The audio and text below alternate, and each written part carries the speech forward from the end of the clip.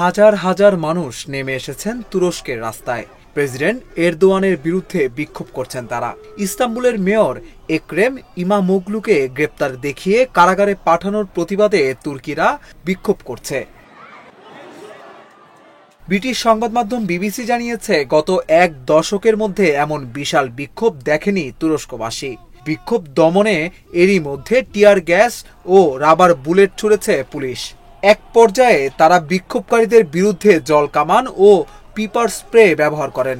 এ সময় বিক্ষোভকারী ও পুলিশের মধ্যে সংঘর্ষে রীতিমতো রণক্ষেত্রে পরিণত হয় তুরস্কের ইস্তাম্বুলের সিটি হল এলাকা।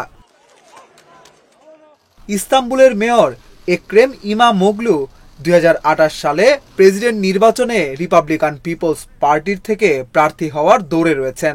প্রেসিডেন্ট পদের লড়াইয়ে তাকে মনোনীত করতে গত রোববার ভোট হওয়ার কথা ছিল, কিন্তু তার আগেই তাকে গ্রেপ্তার করল তুরস্ক সরকার।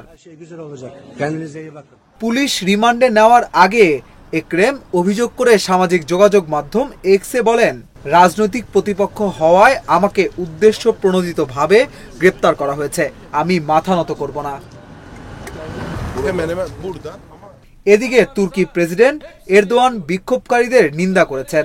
তিনি বলেন, দেশের শান্তি শৃঙ্খলা বিনষ্ট করতে এবং জনগণের মাঝে ঐক্য বিনষ্ট করতে সিএইচপি নেতারা এই কাজ করছেন। বিবিসির প্রতিবেদনে বলা হয়েছে, গতকাল রোববার সন্ধ্যা থেকে ইস্তাম্বুলের সিটি হলে বিক্ষোভকারীরা জড়ো হতে থাকে। গত 5 দিন ধরে তারা সেখানে বিক্ষোভ করছে। তুরস্কের পতাকা উড়িয়ে তাদের বিভিন্ন স্লোগান দিতে দেখা গেছে।